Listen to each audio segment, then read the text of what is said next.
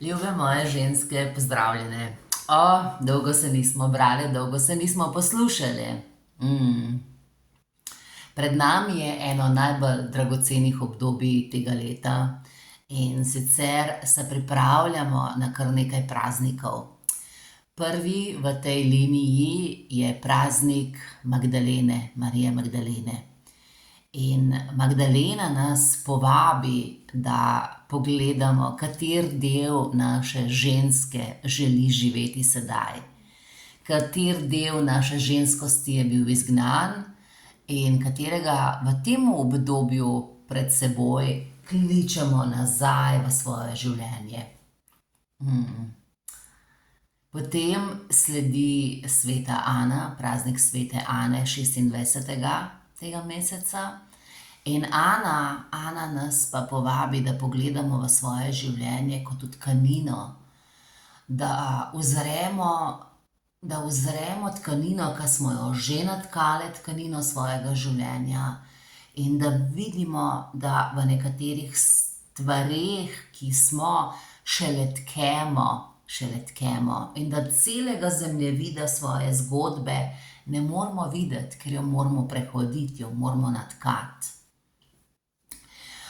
Sveta Ana je babica od Jezusa, a ne, in pogosto gledamo v Jezusa kot v figuro, ki je glavna oseba v tej neki mitologiji krščanski in mistični tudi. Ne pomislimo, ne ozremo se pa nazaj v to, da je Ana, babica od Jezusa, dejansko pripravila pot, po kateri je potem Jezus hodil s svojimi dejanji in s tem, da je ustvarila prostor, da se je lahko razvijala ta linija naprej.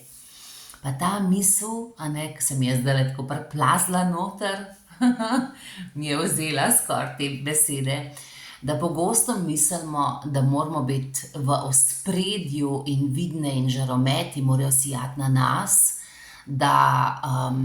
da imamo občutek, da živimo svojo darmo, svoje poslanstvo, sebe. Ampak če pogledamo v sveto Ano, sveta Ana je pa delovala v ozadju in ni bila tako v ospredju kakor Jezus, a ne, torej pomemben delež je tudi to, kar počnemo v ozadju, ne samo to, kar počnemo v ospredju. In potem stopimo v portal Levja vrata. Portal Levja vrata se pa odpre 28. tega meseca, 28. julija.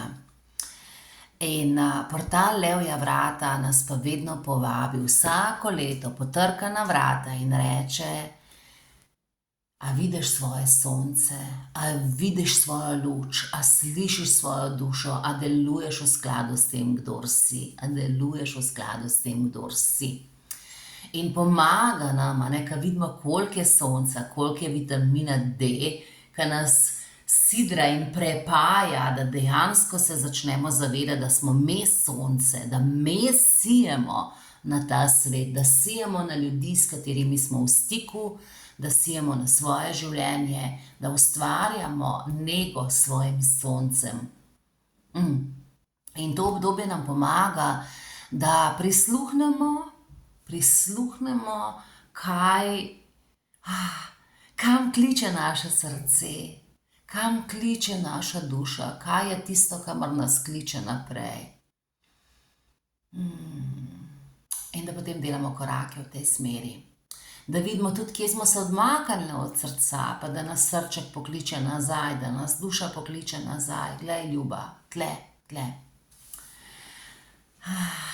In to obdobje potem traja do 12. aprila, oziroma od 12. aprila, to je velika noč, do 12. avgusta, oziroma do 22. avgusta, ko se sklene obdobje potovanja pod levjim ozvezdjem. Tako da, ljube moje, v tem času počnite stvari, ki hranijo vaše srce, ki vas širijo, ki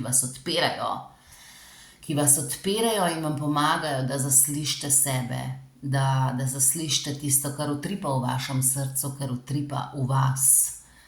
In od tukaj potem delujemo. V tem obdobju bo na razpolago branje oraklja.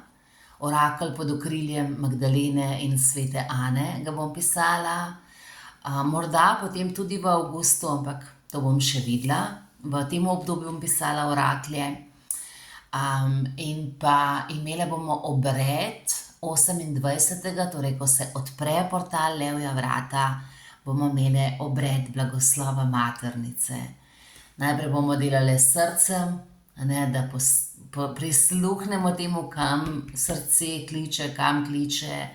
Blagoslovile bomo našo maternico, da potem to, kar srce kliče, lahko posadimo v maternico in da na tak način potem stopamo proti jeseni in obdobju pred seboj.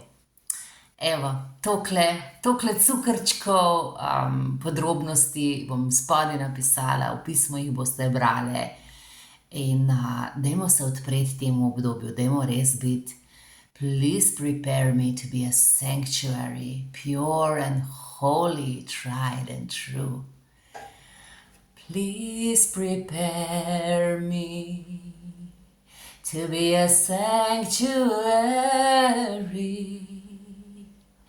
pure and holy,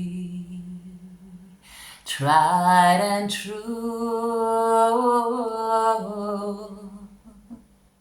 with thanksgiving.